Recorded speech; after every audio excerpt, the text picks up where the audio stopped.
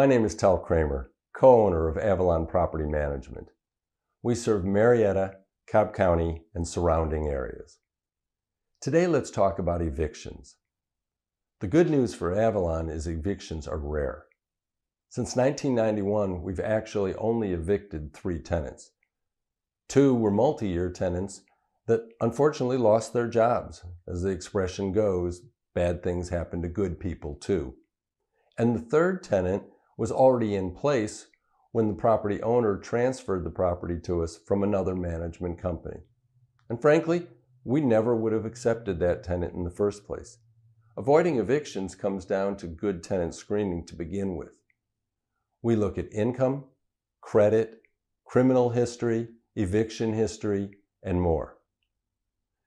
The actual eviction process, which is formally known as a dispossessory action, is pretty straightforward. In the areas that we serve, we can go ahead and file the dispossessory action online. And when a tenant is late on their rent, we don't waste time. We're going to file, and we tell them we're going to file. If they pay up, they also pay to reimburse the filing fees. Once we do file, the next step in the eviction process is that the sheriff will come and serve what's called a tack notice by putting a notice on the front door to formally notify them that a dispossessory action has been filed.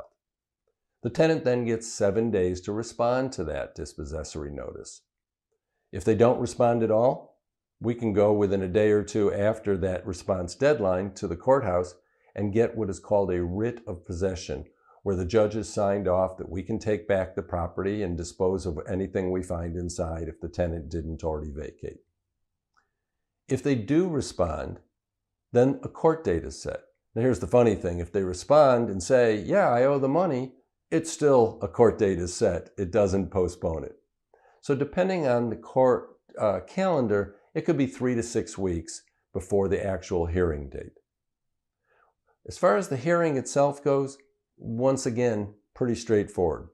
If they owe the money, the court is going to give us the writ of possession to get the property back, unless of course they pay up at that point, or in case maybe they're going to give us 70% of it and want to work out a payment plan, which is totally our option, not theirs. We can get the property back, or we can and boot them out, or we can work out a plan if we think there's a success of getting our owners the full amounts due to them.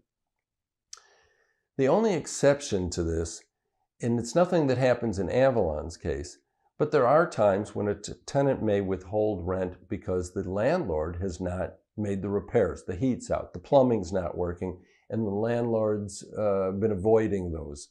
Well, then the judge may find for the tenant and tell the landlord, fix these things, or tell the tenant, you can deduct it from the rent and fix it yourself. But that's not a situation for Avalon.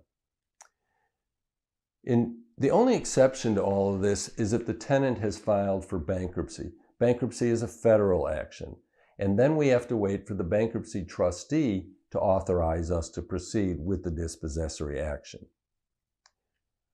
As far as evictions go, as I said, it's extremely rare. We may file them more often, but most often the tenant will pay up before the court hearing, and in some cases the tenant may just simply vacate the property knowing that they can't make the rent payment. At Avalon, we do the best we can for our owners and do everything possible to avoid evictions, and as I said earlier, it all starts with better tenant screening. Come join the Avalon Property Management family. Call us today and learn why over 90% of our clients like you have been referrals from past customers and clients. You'll be glad you did.